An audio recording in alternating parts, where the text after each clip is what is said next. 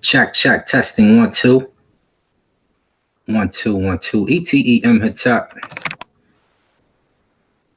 Sunny Sanat. Hold on, let me get my camera working for you, huh? Let's work the camera.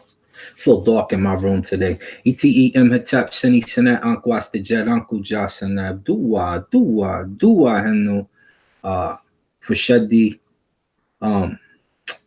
It's your brother Sharm Ka. I don't really want to share the show too much. This is more in-house talk right here. This is what we do, right? As Shamsu, as followers of the Necharu. Shamsu and Hekanu, we have certain things that are shareable, certain things not necessarily shareable unless you come inside the per Ankh. When you come in the house of life, then they're shareable things. Right now, this is not, this is not main share stuff, but this should be also mainstay information that most of us know, which a lot of us do not know. A lot of us do not know. But I was talking with one of my brothers the other day, and it made me want to go into this discussion concerning the waxing and the waning moons and their correlation to the Ausar Aset story, Heru story, set in the bedhead story, right? So, or the Pesejetu Inu story, one of their stories. And there's certain portions of this story that pertain to nature. And so I was on one of my brother's shows a while back, and the question was asked of me from a Muslim brother. He said, what happens if you don't have your text? And this became a big thing. It became famous or whatever. And I told him, I said, if our book goes away or our texts are not there, they're not there, our texts are not there, we can still tell our story through the happenings of nature. This is a matter of knowing the cycles of the stars around you. This is a matter of knowing your personal person, from the Necharu that creates your body, from the Necharu outside of your body, and from the Necharu that are your planet and exist surrounding your planet. And so I'm just going to share a little bit of information concerning the nature of the moon and what it has to do with the mythos and the story and how these stories come into play. So let me, without further ado, share a few things for you. This may be a little choppy. Looks like it's getting choppy on me, but we'll get to that in a minute, right? So let me share my screen for you real quick. I'm just going to cover a few things, just a brief topic, because I didn't get to do it yesterday. I was tired. Came from the gym. I was tired. I came from the gym. Look, at this thing is not even recording me. I didn't get to do it yesterday. I was tired. I came from the gym. One of my heavyweights tried to beat my brains out. So, my entire screen, yes. It's going a little herky-jerky this evening, this thing, which is okay. Let me stop the babble, my psycho babbles. Let's pull up, huh? So, as soon as it goes here, there it is. Let me hide this. This is Ausar and Heru and the waxing and waning moons by your brother Saber Sharm Ka. So, the first thing, this is Ausar. This is a particular statue of the Necha. It's actually a charm that you will put around the neck. Ausar in several stories represents several things. His lifespan represents several things, and it can be correlated to several things and aspects of nature. In particular, the sun, and in particular the moon, in particular the vegetation cycle, and a few other things. Certain efflux, etc., etc. But this is Asar, just so you know. And this is Heru. On the right, you see the elder Heru, who they believe came as Asar and Aset uh, made love in the womb of Nut, of the universe, if you will, and created the elder Heru. And then to the left, this is the temple of Amun over here. This is the other Heru. This is one of the other Herus. And it's a little too small for me to read. He's got the two plums, so I'm assuming it's probably Heru Behudet. But this is another version of Heru. And so these are the two main Necharu that we'll be discussing in this particular episode. So waxing and waning moons, what are they? And why are they important in the correlation of this mythos? Waxing moon, it's the opposite of the waning moon, or the decreasing after a full moon, right? It's always illuminated on the left. That's, the waning. Then there is a waxing or waning gibbous moon. They call it the gibbous moon, which means more than half of the moon is illuminated. And then a waxing or waning crescent moon, when less than half is illuminated. So the waxing moon is when it's coming to life, or you can start to see more of it, and it's bright and it's shining. What is a waning moon? A waning moon is any phase of the moon during the lunar cycle between the full moon and the new moon. When the waning moon is between the full moon and the third quarter, it is called waning gibbous. When it is between the third quarter and the new moon, it is called waning crescent. What does that mean? What does all that mean, right? It means this. Let's look. So a new moon is usually a moon that you cannot see, right? And as it starts to be visible, it's waxing when it's coming into visibility. And you can see in the first quarter of the moon cycle, the visibility. And waxing gibbous means it's starting to push the sliver, the portion that's covered by the shadow, it's pushing that shadow out to become a full moon. After the full moon, now you're going to start to lose vision of the full moon, and that's when it's waning. So anytime a moon starts to lose its visibility, it's waning. As it gains visibility and becomes brighter, it's waxing. Simple enough. You see the waning crescent. You see the last quarter. So the terms are waxing and waning. And with respect to the phases of the moon or other body, the waxing phase is when the amount of the lit surface is increasing, going toward a full moon, while in the waning phase, it is decreasing, going toward a new moon. And as a new moon approaches, it becomes invisible. That's when it's waning. Or dying, if you will, right? Here's another picture. As you can see, sunlight affects these, and it's showing where the sunlight hits certain areas, right? And when it can't hit certain areas. So the dying moon is your waning moon, and the waxing moon is when a moon is at full life, full vigor. It's becoming stronger, full light, right? Once again, just overkill, just so you understand. What does this have to do with the story, right? So with the story, we go into Plutarch. Let's go to Plutarch for 2 seconds. Plutarch makes some statements concerning the waxing and the waning moon. And he tells us a bit of the story. And so chapter 8 of his book, he makes a statement. And this is concerning the mythos. He says, nothing that is irrational or fabulous or prompted by superstition, as some believe, has ever been given a place in their rites, talking about the Remech or the Egyptians.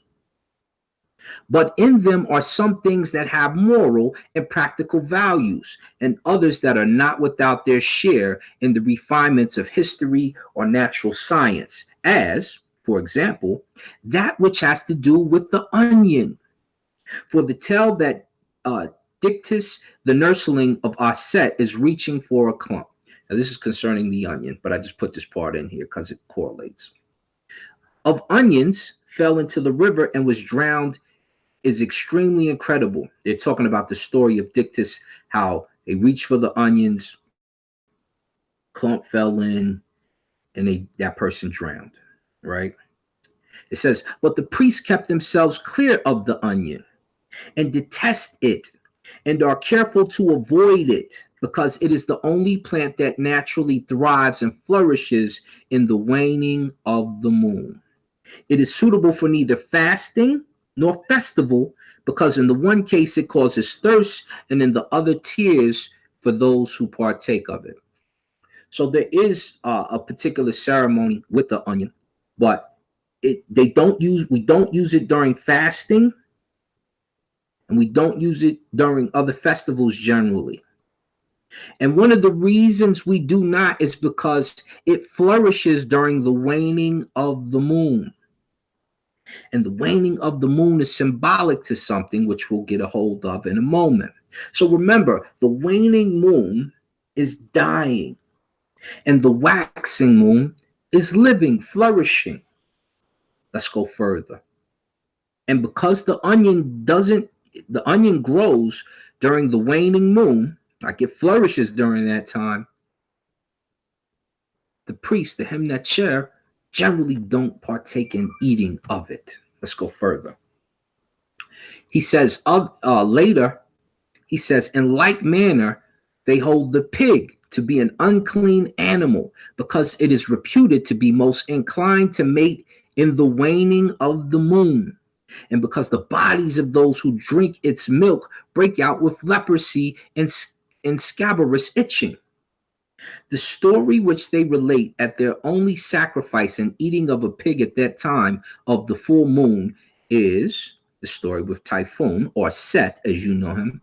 While Set is pursuing a boar by the light of the full moon, he found the wooden coffin in which lay the body of Ausar, which he rent to pieces and scattered. They do not all accept believing it to be a misrepresentation, even as many other things are. So he's telling you one of the reasons why they do not eat the pig and consider it to be unclean, aside from giving you leprosy and scabrous itching, as so thought at that time, is because Set was chasing the pig in hunt. It's one of his favorite animals to eat. You'll find this in the pyramid text when Horus says, I used to eat the pig when I was young, when I was Set-like. When I became older, I did not touch it. And that's in the pyramid text. But here it tells us, it says that while he's chasing this pig, the pig ran, and it took him to where Asar's body was being hidden by Set and Nebuchadnezzar while she was pregnant, or while she was she came from Osiris after retrieving his body. And Set found the body, takes the coffin open, tears the body into shreds. 14 parts in particular. Some say 15. Depends on which story you get, right?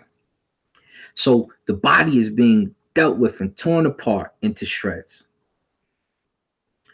And this happened during the what? The waning moon.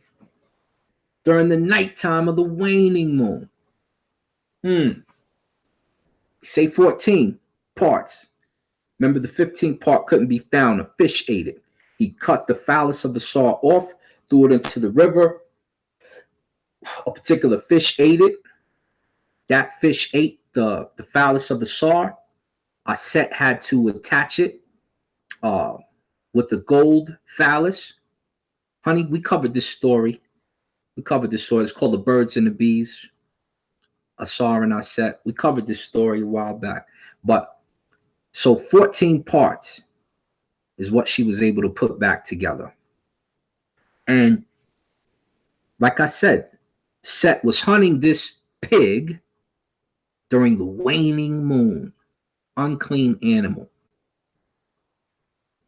And it happened during the waning moon. You can see right here. This is Plutarch speaking. Remember, that's Plutarch breaking it down for you.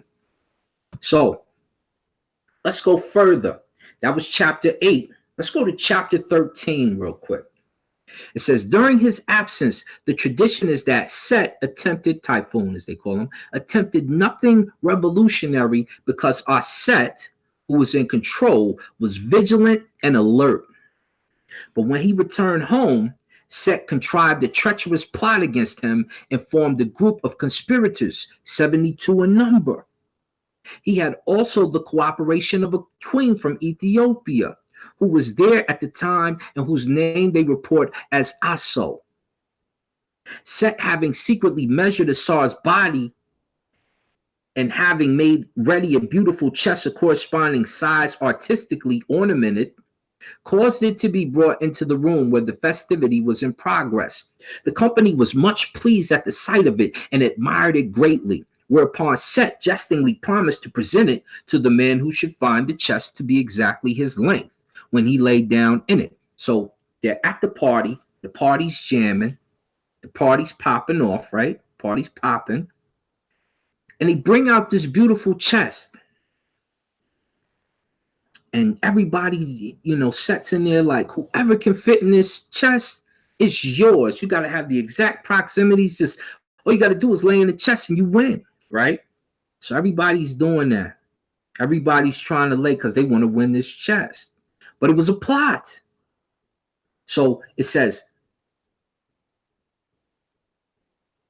they all tried it in turn, but no one fitted it.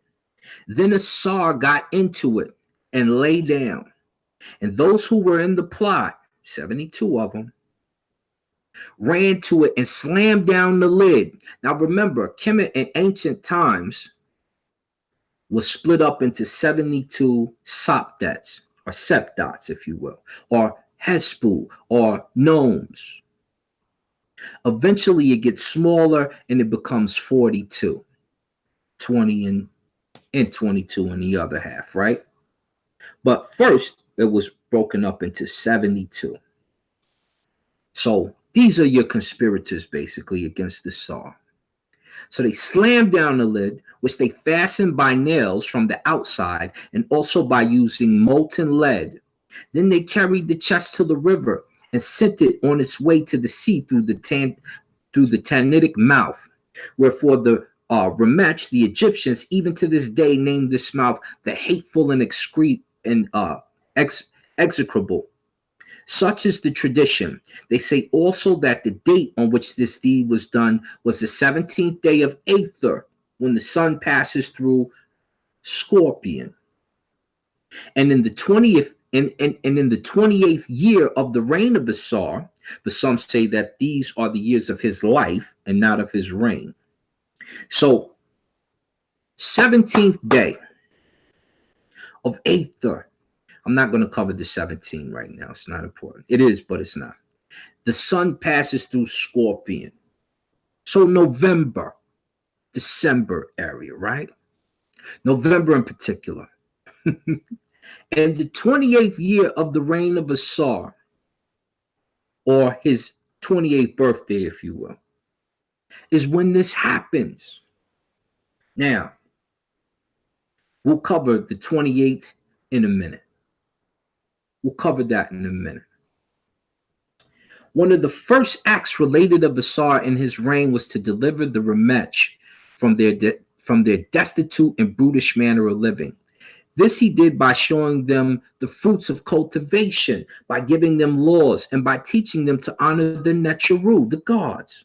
Later, he traveled over the whole earth, civilizing it without the slightest need of arms. But most of the people he won over to his way by charm of his persuasive discourse combined with song and all manner of music. Hence, the Greeks came to identify him with Dionysus. Now, when it comes to songs, we always talk about the songs of the two sisters generally. And that song, or those songs, those hymns, are them singing for Ausar to come back home. And they sing for Ausar to come back home because they were trying to bring him to life. And we'll get to that portion in a minute as well. We'll connect all the dots in just a moment. So the mythos takes place among the solar system with the objects in our galaxy, right? We can find this in Coffin Text 335. Some of you don't recognize what it's telling you. We can also find it in the Book of Coming Forth by Day text, 131 through 136. These are some of the things you should know. Remember, the moon represents the lunar calendar in ancient Kemet. It's how we came up with the lunar calendar in ancient Kemet. And it's about 28 to 30 days. And it waxes. So first, let me read these texts real fast, and then we'll tie this together for you. So Coffin Text 335. Well, let's go Book of Coming Forth by Day first, 131 through 136. 131 is not so visible. But 130, the other ones are a little more visible. And I'll break those down. I didn't even get these out. Let me just pull out the chapters here. Let me see. Let's go with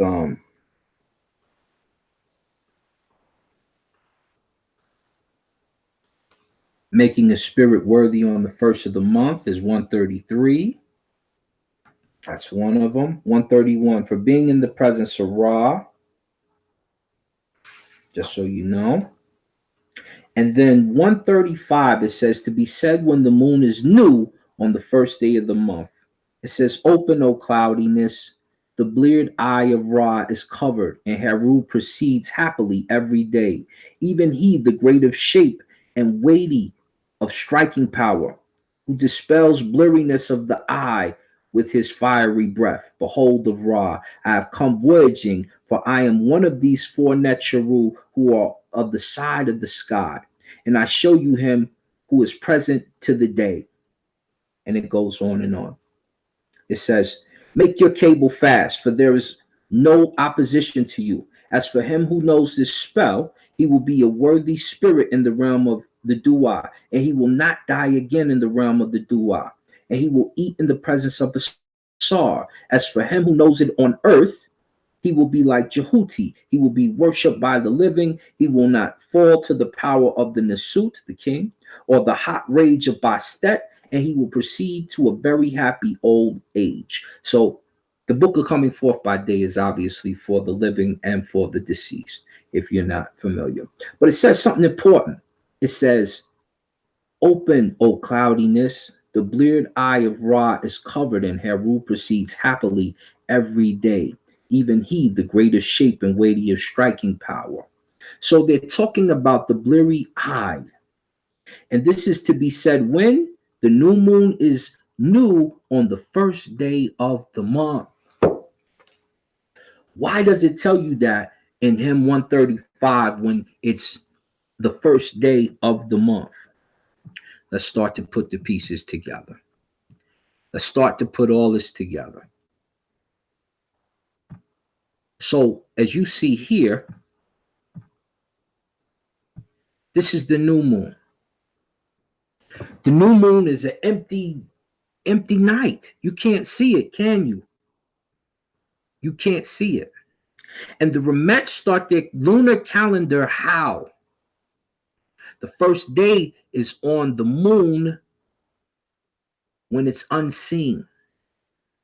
Not when the sliver, not when the waxing crescent happens. It's here when there is no moon in the sky.